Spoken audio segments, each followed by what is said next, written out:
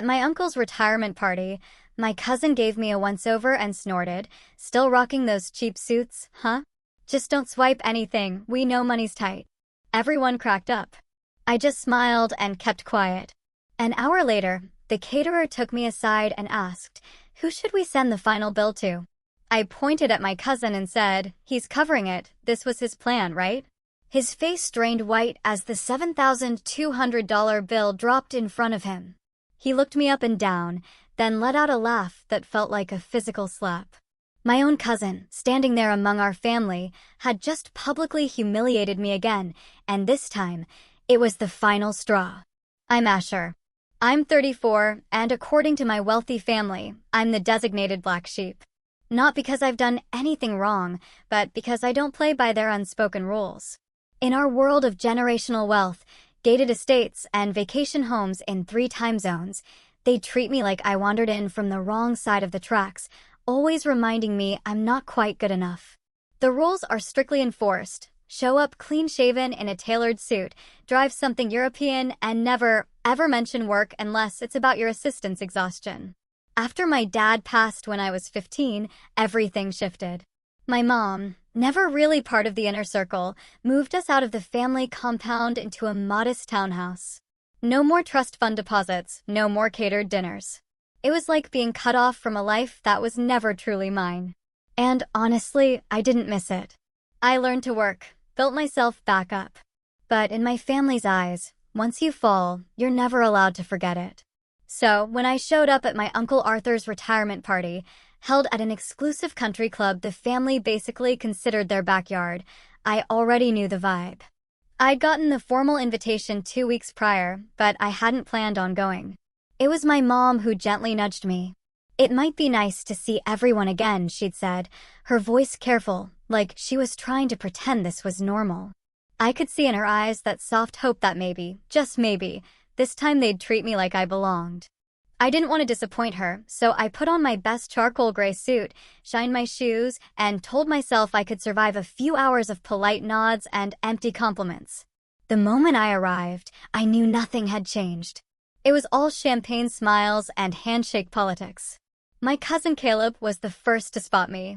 He stood near the terrace with a glass of something expensive, flanked by 2 other cousins who'd long since become copies of him. Caleb's the kind of guy who always looks like he's fresh out of a yacht catalog, slicked back hair, gleaming white teeth, a tailored linen suit that probably cost more than my last 3 months' rent combined. He turned his head, gave me one of those slow, up-and-down looks, and let out a short, derisive snort. "Still wearing those cheap suits, huh?" he said, loud enough for everyone around to hear. His voice held that airy condescension I remembered from when we were kids. "Just don't steal anything. We know times are tough." I froze. There was this half-second where I wondered if I'd heard him right. Then, like a pack of obedient hyenas, the group around him chuckled. Some more awkwardly than others, but none of them said a word in my defense. I smiled. Not because I found it funny, but because that's what you do when you've already made peace with the fact that they'll never see you as more than a cautionary tale. "Good to see you too, Caleb," I said, keeping my tone neutral. He smirked and raised his glass in a mocked salute. The rest of the evening blurred into a parade of forced pleasantries and passive-aggressive small talk. Aunt Brenda asked if I was still doing that thing with buildings, as if commercial real estate was some phase I'd grow out of. One of my other cousins, they all blend together, asked if I was dating anyone with money this time. It was like being pecked to death by pigeons and pearls. I found myself gravitating toward the edges of the event, sipping water while everyone else made a game out of showcasing how impressive they were. But then something odd happened. Something that didn't quite fit the usual script. About an hour into the party, one of the caterers, a guy maybe in his late 20s in a black shirt and apron, made his way over to me. He looked a little hesitant, like he wasn't sure he had the right person. "Hey," he said, lowering his voice. "Sorry to bother you, but we're ready to process the final payment. Do you want it all on one card or—" I blinked. "I'm sorry." He scratched his head. "You're Mr. Thompson, right?" "Asher Thompson. The contract said you were the point of contact for this event." My eyebrows lifted, and then it clicked. The booking name, the contract. I turned my head slowly toward the party, specifically toward Caleb, who at that moment was laughing at something and pouring himself another glass of red. Something inside me shifted. I glanced back at the caterer. "Oh," I said casually. "You know what? You should probably check with him." I nodded toward Caleb. "He's got it." This was his idea, right?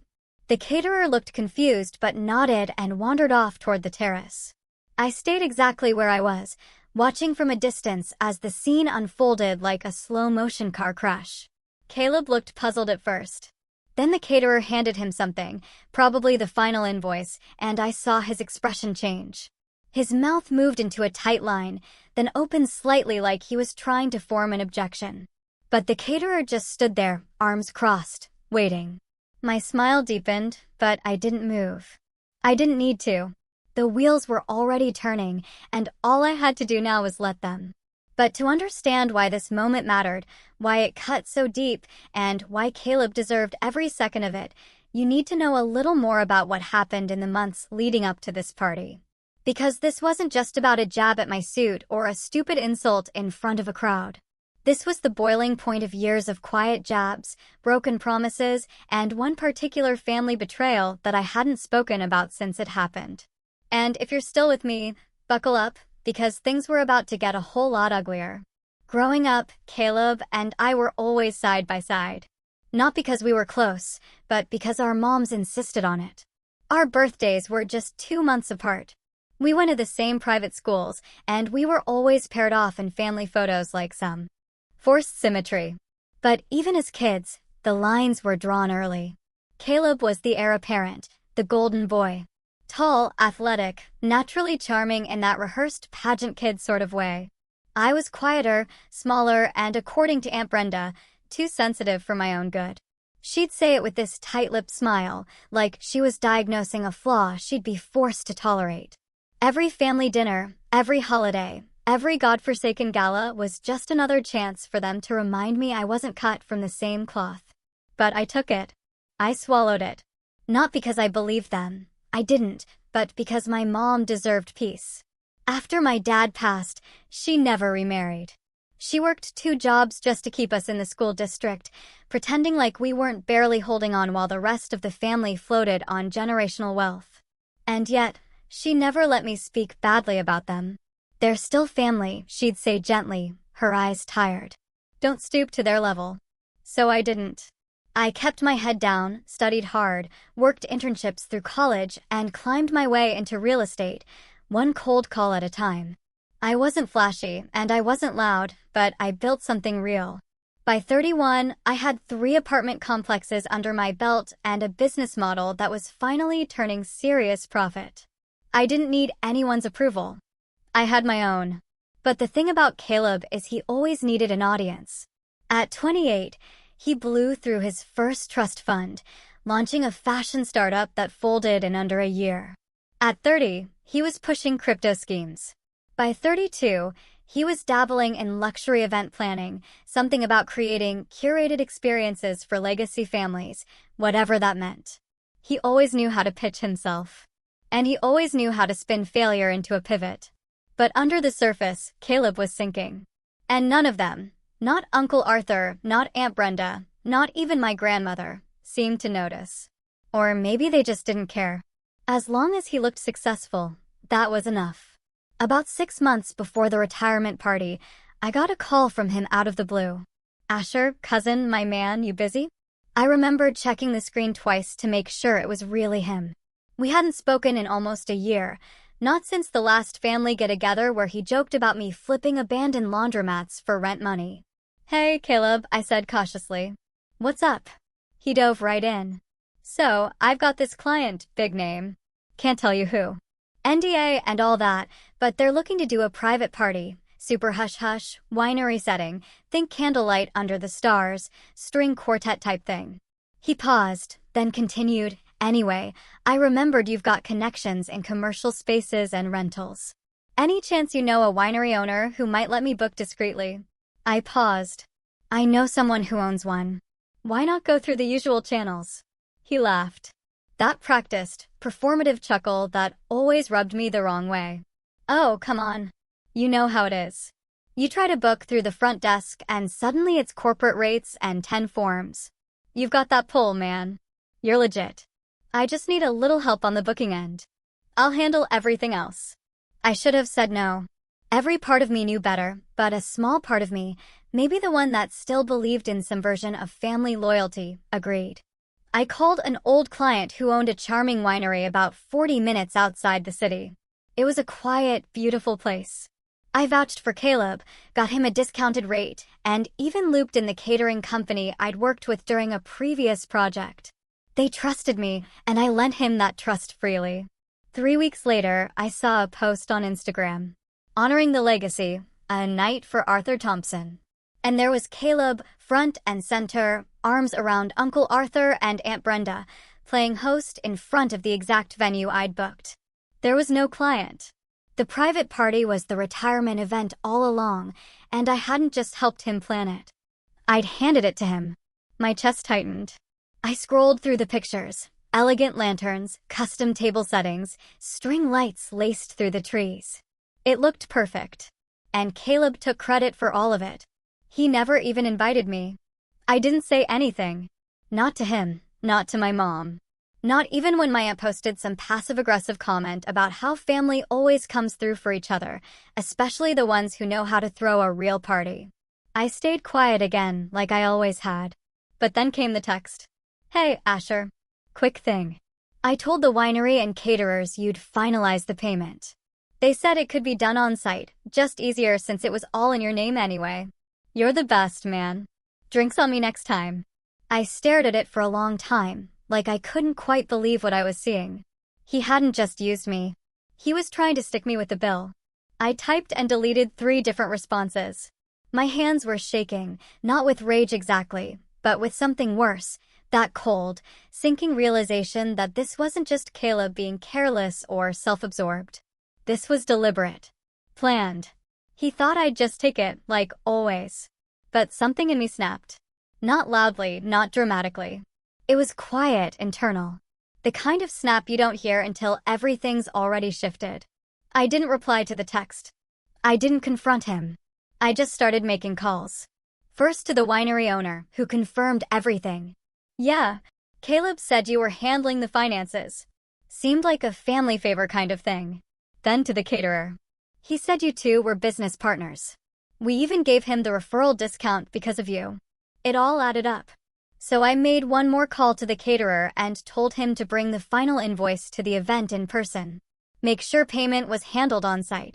He agreed. No problem, he said. We'll bring the paperwork directly to you.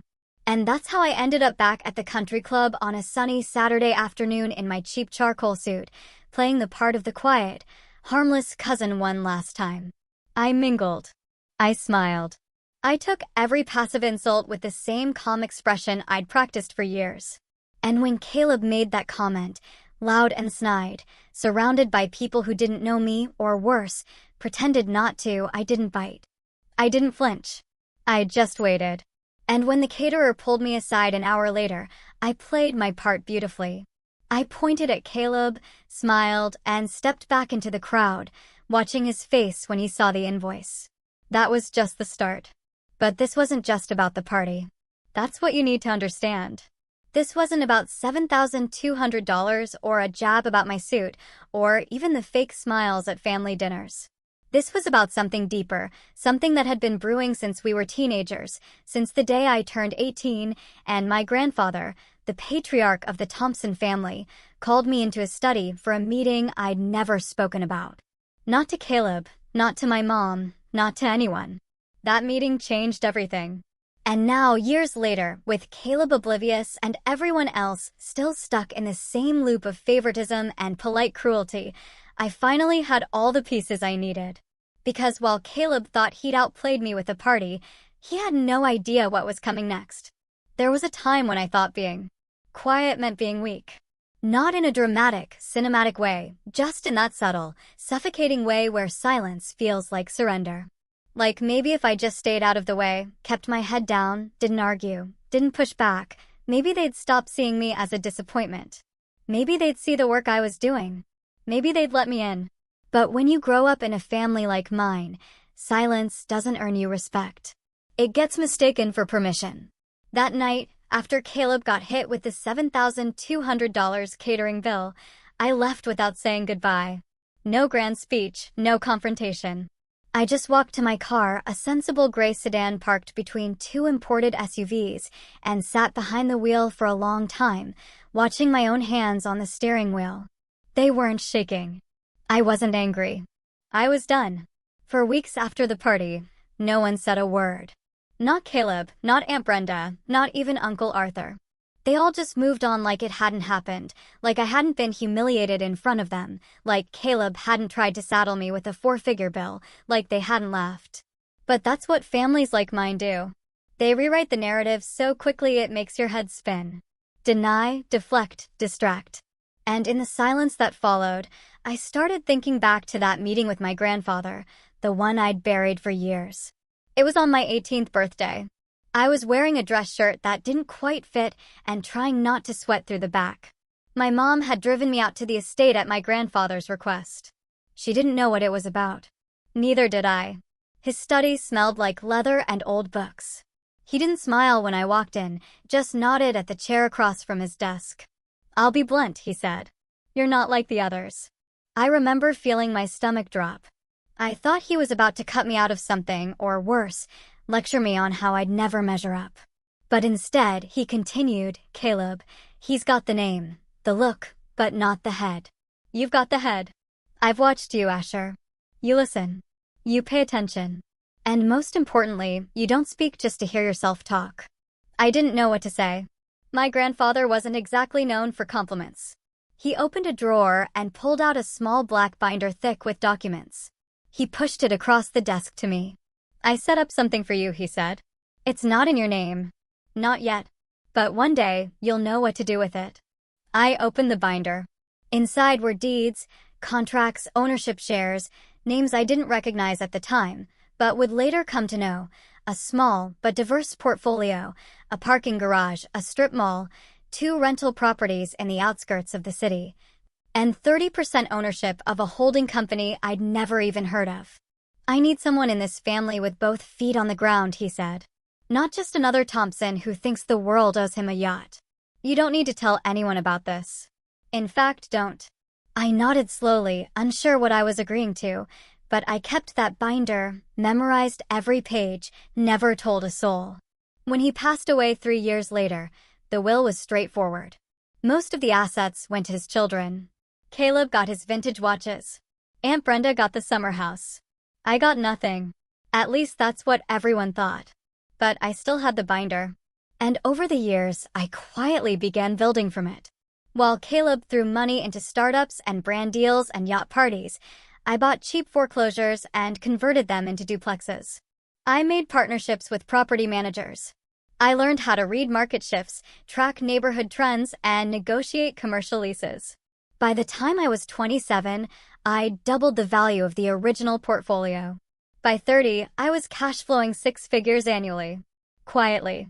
Under a different LLC. No one in the family even knew the name on the mailbox. But I never used that success to fight back. Not really. I kept showing up to family functions in my off-the-rack suits, letting them believe I was scraping by. I told myself I was keeping the peace, that I was being humble. Now I wasn't so sure. After the retirement party incident, I found myself questioning everything. The bitterness wasn't just because of what Caleb did. It was because I let him do it. Again. I kept giving them the benefit of the doubt, like some starving dog waiting for scraps of decency. But maybe the only way to be seen was to stop hiding. And that started, ironically, with another betrayal. 2 months later, I got a call from a realtor friend of mine. "Hey, weird thing. I got an inquiry on that warehouse you're co-invested in. Thought you'd want to know someone's trying to buy it out from under you." I blinked. "What do you mean?" He sent over the info, and there it was. A holding company owned by Caleb Thompson had put in a bid. A lowball offer, but serious enough to trigger negotiations. They thought I was just another absentee investor. I stared at the file in disbelief. He was trying to buy one of my properties. Without knowing it was mine. Whether it was another scheme or just unluck, it didn't matter. That was the moment everything clicked. He still had no idea who I really was. And maybe no one did. So, I started reintroducing myself. I rebranded my real estate company with my actual name, Thompson Development Group. I updated the LLCs. I posted my first press release in a decade, highlighting a multi-million-dollar redevelopment project I was leading downtown. I started accepting speaking invitations at real estate forums. I even hired a small PR team to polish the story. And slowly, the calls started coming in. Asher. Hey, it's your cousin Chloe. I didn't know you were working on that Midtown project. Wait, are you the Asher from that commercial real estate article? Even Aunt Brenda sent me a clipped little text. Saw your name in the paper. Impressive work. Hope you're doing well. But not Caleb.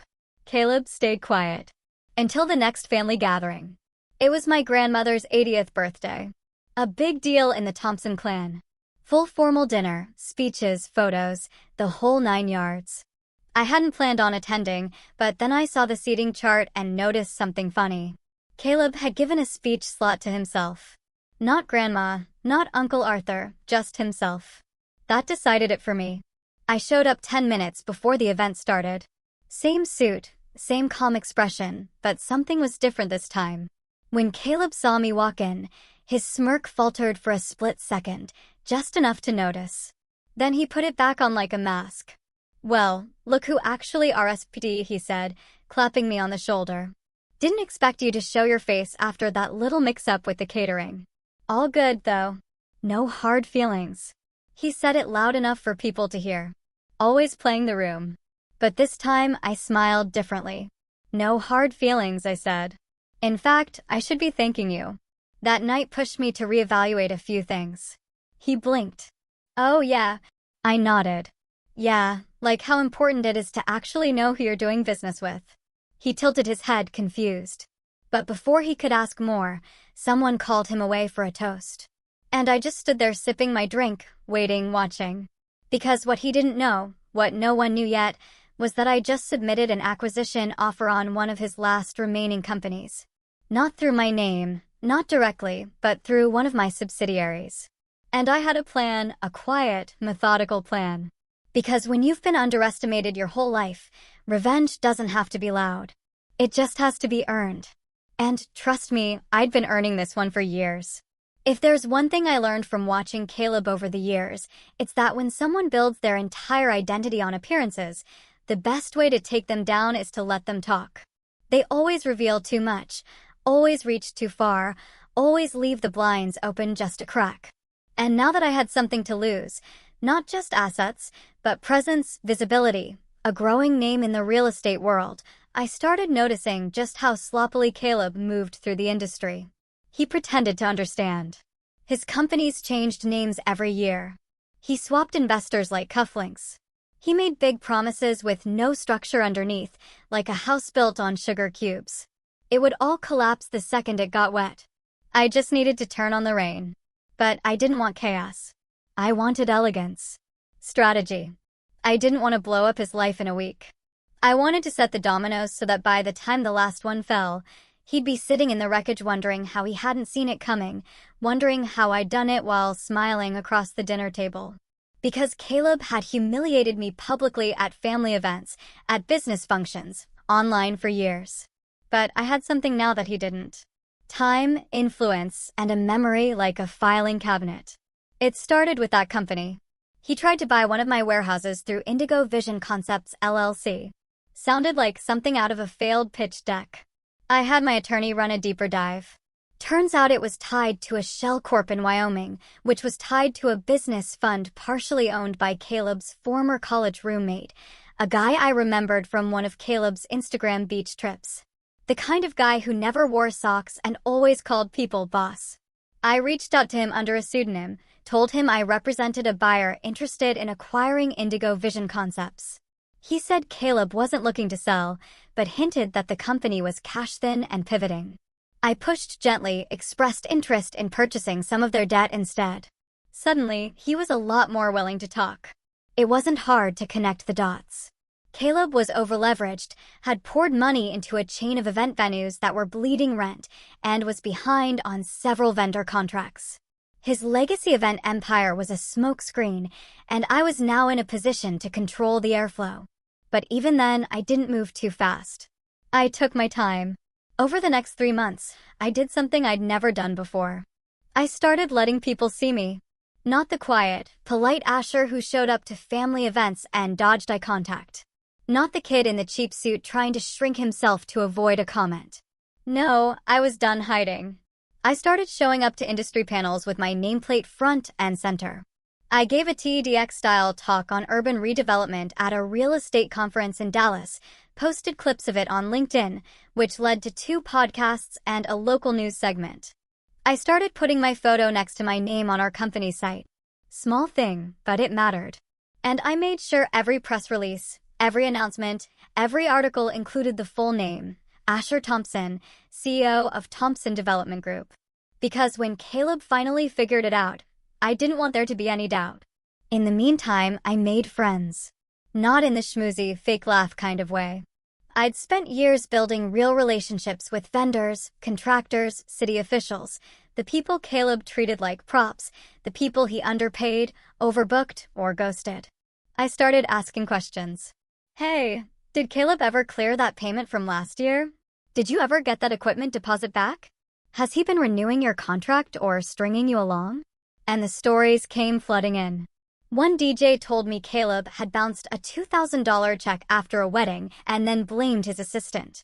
A florist said she once drove 2 hours to set up an event only to find the venue locked and unpaid for. A lighting technician told me he'd had to threaten legal action just to get reimbursed for rental damage Caleb's team caused. There was a pattern. And now there were names. I compiled everything. Dates, invoices, photos, screenshots, vendor contracts. Not to sue. Not yet. I wanted leverage. Because Caleb didn't just build his name on the illusion of wealth. He built it on being untouchable, charming, the guy who knew everyone. If that illusion cracked, even a little, it wouldn't be long before his house of cards blew over. But I still needed the right moment. And then the moment came like a gift wrapped in arrogance. Caleb announced on Instagram, of course, that he was opening a new luxury event venue in the heart of Los Angeles. Big launch party, black tie. The post showed a mock-up of a gorgeous glass structure surrounded by fairy lights and rooftop views. I stared at it for a long time, not because it was impressive, but because I recognized the building. It was one of mine, specifically one of the properties I'd acquired 6 months earlier through an investment group. We were still finalizing interior renovations. The building hadn't even cleared final inspections yet. No permits had been issued for events. No contracts had been signed. It wasn't even zoned for public gatherings. And yet, here he was announcing a grand opening in 3 weeks. He was bluffing hard. I smiled. This was it, the perfect stage. I picked up the phone and called my property manager. We need to review the lease agreements on 712 East Maple Avenue, I said. I think we've got a squatter. But I didn't shut him down. Not yet. Instead, I had my team send a formal request for documentation, permits, licenses, insurance. We CC'd his generic business email and his LLC's legal contact. We didn't accuse. We didn't threaten. We just asked politely. And predictably, Caleb replied through his assistant, or rather, someone pretending to be his assistant. The grammar was awful, and it was clearly him behind the screen. Everything is in process. Just a minor delay with city paperwork. No need to stress. We're all good to go. We waited. And while we waited, I started making calls again, but this time to the guests. Caleb had posted a partial list of confirmed RSVPs on his Instagram story, names of influencers, former clients, a local city councilwoman, and even a few family members. I reached out to every one of them, introduced myself as the actual owner of the venue. Explained calmly that the property wasn't cleared for use, that the event was not sanctioned, that anyone who showed up could potentially be liable if something went wrong. Most of them backed out immediately. One influencer even made a vague tweet about shady event organizers playing fast and loose with permits. Caleb didn't know it yet, but the pillars were starting to shake. Then, a week before the grand opening, I scheduled a walkthrough with city inspectors on the same day Caleb's team was supposed to do their tech rehearsal. It wasn't illegal. It was just inconvenient. And when the inspectors found unpermitted lighting rigs, exposed cables, and no emergency exit plan, they issued a temporary cease and desist.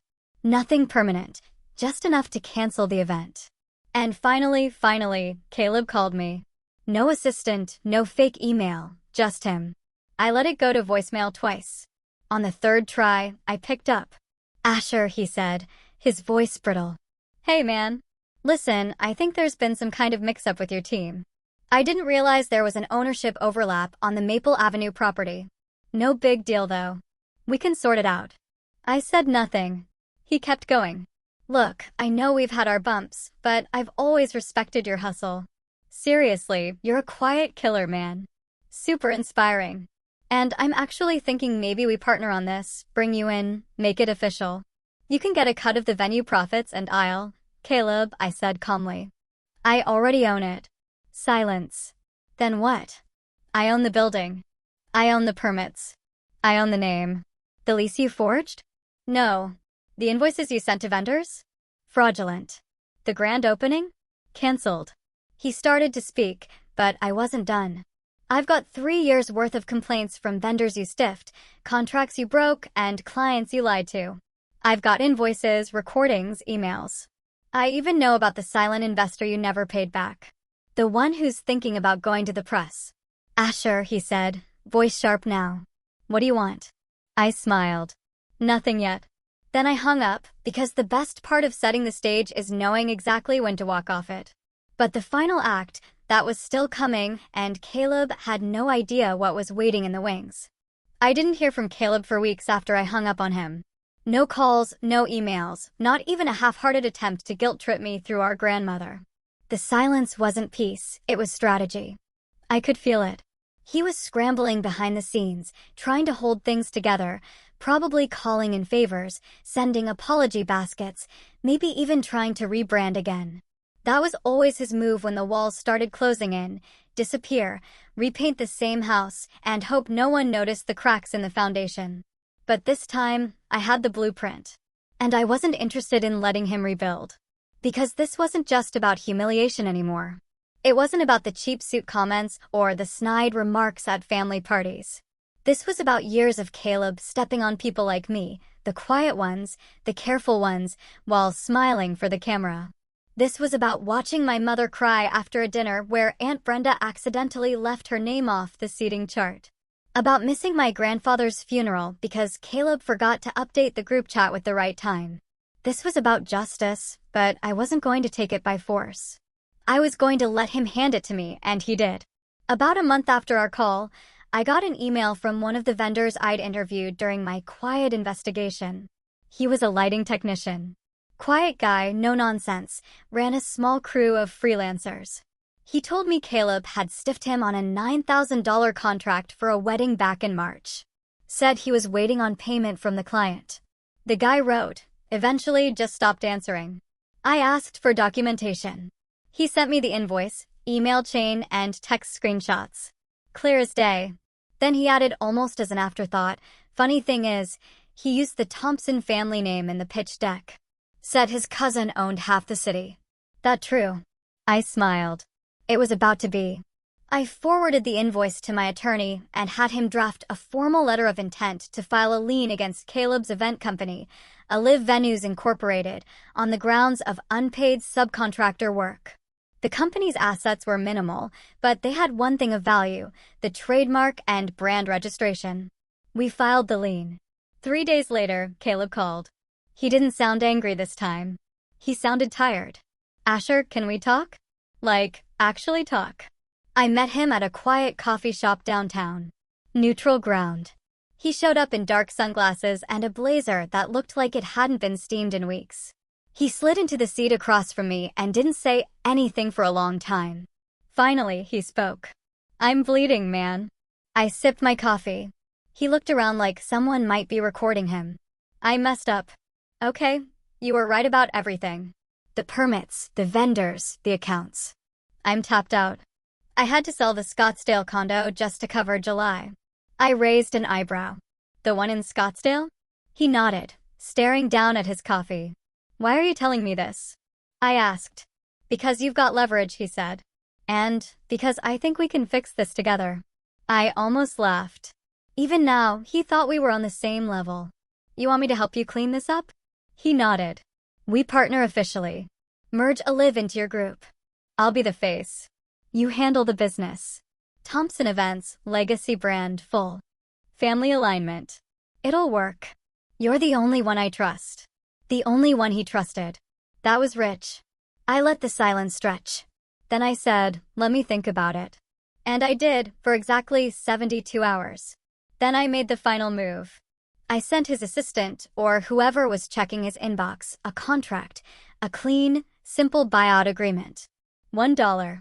Caleb would retain zero ownership, zero decision-making power, and would be barred from starting any event or venue-based company in California for the next 5 years. We'd assume his debts, but in return, we'd own the Olive brand, the client list, the website, and all digital assets. I expected him to fight it, rage, threaten. Instead, the signed agreement came back within 48 hours. The moment I opened the file and saw his e-signature, a strange feeling washed over me. It wasn't triumph. Not exactly. It was relief. It was done. The dominoes had all fallen. Over the next 3 weeks, we dismantled Olive from the inside. My team combed through every client contract, vendor deal, and unpaid invoice. We cleaned up what was salvageable and absorbed the rest. I reached out personally to every vendor Caleb had burned, repaid what we could, negotiated terms for the rest. Word spread quickly, and the funny thing, when people realized Caleb was no longer involved, they came back. One of the city's most sought-after wedding planners booked 3 events with us. A corporate client who'd blacklisted Olive after a scheduling disaster in 2023 sent us a 6-figure proposal. Our reputation, mine, soared. But Caleb, he vanished. Rumors trickled through the family grapevine that he'd moved in with a girlfriend, that he was consulting on a startup, that he was taking time to reflect. No one asked me what happened. No one mentioned the buyout, not even Aunt Brenda. But the next time we were all in the same room, Thanksgiving dinner, Thompson Estate, long table under chandeliers, Caleb was quiet. He sat 2 seats away from me. Didn't make a single snide remark. Didn't crack a single joke about suits or salaries. At one point, he tried to make eye contact. I didn't return it. And when Uncle Arthur stood up to give his usual rambling toast, thanking everyone for being part of this great family legacy, he added something new, and a special shout-out to Asher for taking the Thompson name into the city and making it shine. Your grandfather would be proud. The table clapped. Even Caleb. Later, as I stepped outside for air, my mother came up beside me. She smiled, wrapped her shawl tighter around her shoulders, and looked at me. You've come a long way, Asher. I nodded. Took the long road. She touched my arm gently. You took the right one. And as the cold air bit at our faces and the lights from the estate glowed warm behind us, I realized something. This wasn't just revenge. It was reclamation. Of my name, my work, my place. Of everything they tried to take from me, dignity, pride, identity. And everything I'd quietly built back, one brick at a time. I looked at the stars, then back at the house, and I smiled because they'd never laugh at my suit again. After all that, do you think I handled it the right way?